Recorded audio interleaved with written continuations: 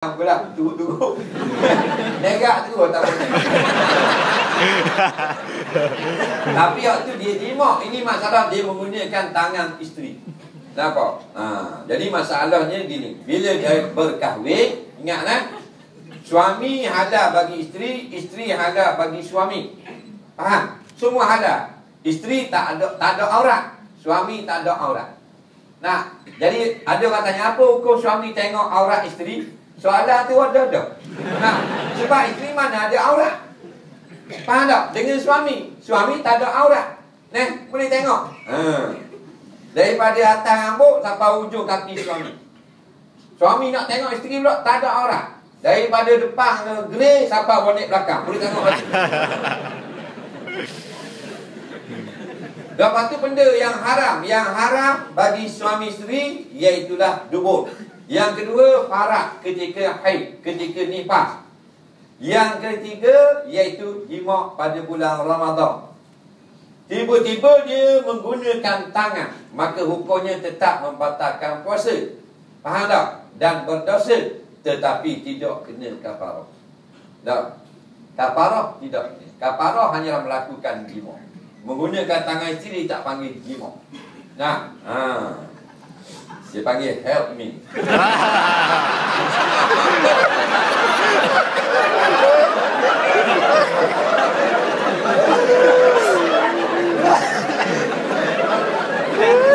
Kamu tanya, aku jawab. Suami tak kena kafarah, suami kena qada puasa. Dan istighfar, taubat kepada Allah. Dah isteri batal dah? Tak batal. Hari-hari pun dah batal. Jadi lega orang yang bertanya ni. Masa saya jawab tadi tak kena kafarah nanti ada seorang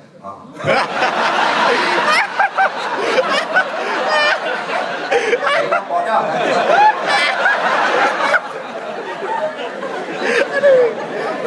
Saya kata tadi agak kena kafarah dia. Tapi saya ingat sampai bila-bila.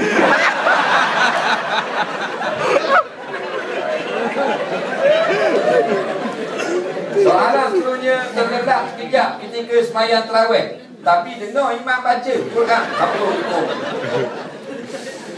Dia terletak tapi dengar. Jawabnya kali terletak mudah salbong memang tak. Dia tidur ni lama, tapi terlelak ni sepupu tidur. Nah, terlelak ni lah yang accident ni. Nah, orang bawa kereta kan, highway tengah malam ngatuk terlelak. Terlelak tak lama, 1 saat, 2 saat, setengah saat je. Nak jarang lah terlelak 6 jam. Biasa 1 saat je. Kalau lebih pada 2-3 minit, orang panggil tertidur. Orang panggil terlelak. Sini terlelap kelak dia panggil. Baik, bila tidur batallah wuduk. Bila batal wuduk, batal dah sembahyang. Batallah solat. Tadi bila kita kejut tu, dengar imam baca. Itulah masa kita terlelap sebenarnya tak dengar. Jadi batal wuduk, batal sembahyang. Masukkan air dalam hidung untuk bersihkannya di siang hari bulan Ramadan. Tetapi bukan ketika berwuduk. Apakah hukumnya? Dengar molek. Dia tak ambil wuduk, dia masuk air ke hidung. Batal ke tak puasa? Yang membatalkan puasa 3 perkara besar. Pertama, al-aklu. Yang kedua, wasyubu. Yang ketiga, al-jima'u. Tadi makan, minum, persetubuhan. Ini membatalkan puasa. Kita ambil 2 penting. Makan, minum. Apa makna makan? Arti makan ialah menelan makanan. Apa makna menelan makanan? Melepaskan sesuatu benda daripada tengkuk. Jadi kalau ayam goreng dia pegang dengan tangan dia, batal tak? Sebab ni dia panggil pegang ayam. Dia pegang daripada subuh sampai kasut. Tak? Lepas dengung pegang. Apa? Batal tak? Dia ambil ayam, dia buka mulut. Batal tak? Tak batal juga. Terima awak. Panggil Tok Imam bodoh. Mari Tok Siok pula ambil ayam pun dalam mulut. Tupik tokai kaki sebelah. Batal tak puasa? Tak. Sebab mana makan ialah lepas pada tekak. Dapur dalam mulut batal tak? Tak batal. Sebab itulah masuk air dalam mulut, dalam hidung tak batal. Faham? Jadi bukan ambil wuduk pun boleh berkomor-komor, boleh masuk air ke hidung. Mana batal? Hidung masuk dalam otak. Telinga masa mana batal? Kita mandi berdengung kepala. Tadi tak mandi laut? Tak nak mandi laut. Mandi laut. Mandi laut ni kalau kita mandi biasa-biasa kadang-kadang dia tak masuk air dalam kepala. Kadang-kadang masuk air dalam otak. Macam mana nak beza? Bila masuk air dalam batin, kita rasa dengung. Betul tak? Warna dengung, kita atok jadi sak rupa. Tu batal tu. Kalau masuk air gitu, dia berdengung. Jadi nak keluarkan balik air masa mandi laut tu, dia buang air dalam telinga. Dia tak pakai panjang bang, dia pakai. Jadi nak fahamnya batin telinga masuk otak. Begitu juga dengan hidung. Kita ambil obat, kita cocok dalam hidung, masuk ke dalam tekak, batal puasa. Jadi kalau masuk air ke hidung untuk bersihkan hidung, tidak batal. Faham? Cara nak bersih air ke hidung, cara Nabi ajar, istinsyaq. Masukkan air ke hidung ni bukan saja dapat pahala bersih. Kita tak pandai. Banyak kita ambil orang, tengok orang ambil wuduk, dia ambil air buat gini, buat gitu. Dia tak isap pun. Sebab apa? Dia isap dah lemah. Dia isap dah dulu.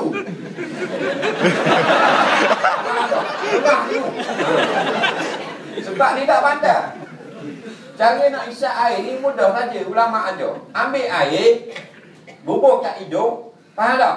Tarik nafas sampai habis. Bila habis dah nafas, baru kita isap.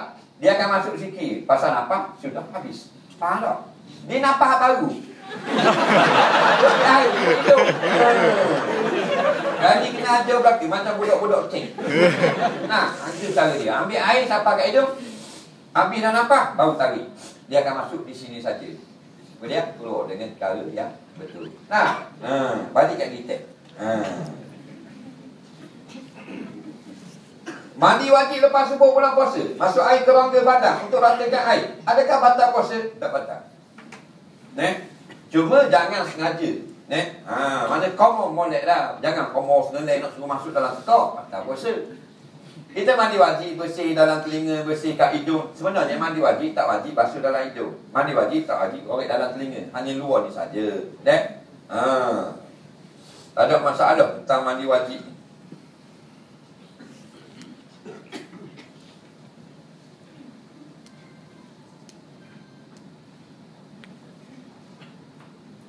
Apa komen tentang pendapat Presiden kelak taat suami bahawa oral seks dibolehkan dalam hubungan suami isteri? Kelak taat suami baru kelak taat suami perempuan kelak ni kelak taat suami. Dia tanya tentang hukum apa benda ni? Oral seks. Nak tak payah terang lah. Takkan nak tunjuk gambar skrin tu lah. Baik. Tengok boleh. Tak tahu, tanya. Bila tanya, boleh tahu. Bila boleh tahu, bukan mesti amal. Sebagai pengetahuan. Jadi bila orang tanya, kita boleh jawab balik. Bila-bila, betul tak? Itu pentingnya pengetahuan. Bila orang balak, kita tolong tamat. Bila ada orang jawab salah lain kali, kita tolong betulkan. Itu saja. Masalah ini berlaku dua pandangan ulama. Yang pertama mengatakan tak boleh, yang kedua mengatakan boleh. Yang mengatakan boleh, dia berdalilkan dengan iaitu ayat nisa'ukum harsul lakum fa'tu harsakum annasitum. Dan ayat dalam tentang puasa tadi dah. Allah kata suami adalah selimut atau pakaian bagi isteri, isteri pakaian suami. Maknanya semuanya boleh. Yang tak bolehnya tadilah, iaitu jimak ketika haid, dubur. Hak tu tak boleh. Faham lagi? Hak lain silakan. Tak ada masalah. Atas kau ni, atas inilah, maka pendapat mengatakan hukumnya tidak haram. Faham lagi? Hukumnya tidak haram oleh syekh. Sebab dia kata tidak ada dilarang dalam ayat mana-mana pun dan dalam mana-mana hadis. Ikut pandangmu lah laki bini. Nak buat aku pandang, nak pakai diri dengan Tommy. Nak pakai aku pandangmu laki bini, mu bincang sendiri. Tapi hak Allah larang, tak boleh maknanya persetubuhan dalam ketika haid. Ataupun dubur. Ataupun persetubuhan biasa di bulan Ramadan dalam keadaan berpuasa. Pendapat yang kedua mengatakan tidak boleh. Kerana dia berdalil dengan sebuah hadis yang terkenal. Rasulullah bersabda, tahiru afwahakum fa innaha masalikul Quran. Bersihkan mulut kamu, kerana mulut itu laluan bagi Quran. Mulut ni untuk baca Quran. Maka mulut nak buat baca Quran, kita nak buat benda lain pula tau. Nampak? Nak gibuh benda guru gigi. Maka ulama yang mengatakan tidak haram lagi hanya mengatakan makruh saja berdalilkan hadis ini. Jadi terpulanglah pada pasangan suami isteri, kau pandanglah. Jangan balok sudah. Apa yang membahagiakan kamu dipersilakan. Tapi yang jelas-jelas tersebut dengan jelas tak boleh. Dubur dan ketika haid dan nifas. Sebab isteri kita ni sebenarnya dia sama hak dengan suami. Bukan saja seks, bukan saja sentuh, tetapi nikmat melihat dan nikmat mendengar. Kita dah seorang, apa nak kahwin di sini? Ada nak kahwin? Ada? Lagi tak payah lagi lah. Bangun seorang tengok pagi-pagi tengok ada orang. Atas meja kan patung Superman tak buat cetak. Jadi bila bangun tidur tengok ada isteri kita. Rasa seronok tak? Tu panggil nikmat berumah tangga. Tak jamah lagi tengok. Bini tidur. Macam je cok pondok muka. Tak apalah, ada pasangan. Tu sebab jangan bila kita kahwin kita nak nampak seks je. Nikmat rumah tangga bukan seks saja. Berkata-kata, boleh hantar mesej. Suami duduk jabat, bini duduk rumah, hantar mesej lah. BBM. Buat benda tu yang bini dia jawab, suka orang lah. Kan konon tak itu? Nikmat rumah tangga betul tak? Nikmat melihat balik sekarang. Faham? Tadi gua nak cerita Ustaz. Ustaz kata ni, boleh tengok lihat. Awak, saya lama tak tengok awak. Awak nak saya malam ni saya tak berjamah, awak nak tengok awak. Okey, awak pakai baju ni. Saya tengok banyak budak-budak ni pakai seluar ketat ni. Tidak kat pasar malam.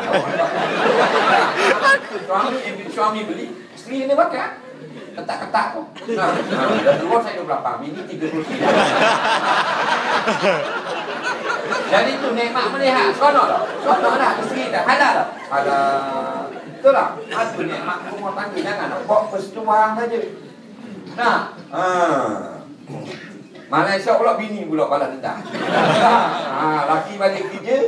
Lengar-lengar. Abang, malam saya. Malam saya nak tengok awak pula. Naik atas mesinnya.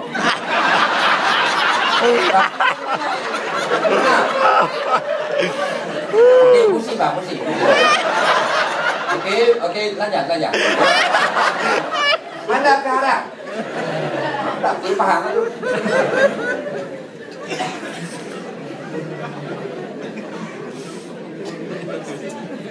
Bagaimana Nabi SAW mempraktikkan ibadat iktikaf di bulan Ramadan? Tidak ada kewajipan beriktikaf dalam bulan Ramadan dan bukan daripada rukun puasa, tetapi sangat dianjurkan, sangat digalakkan. InsyaAllah 20 yang terakhir memang berada di masjid. Jadi kita ni bukanlah ibadat nak memotong Rasulullah. Tapi kita nak mengikut sunnah Rasulullah. Kalau kita mampu, ambillah masa 20 ke atas, banyak sikit beriktikaf. Orang Melayu ni dia awal Ramadan dia ramai ke masjid, penuh tarawih. 20 Ramadan maka jadi kosong dah masjid. Jadi terbalik dengan hak Nabi ajar.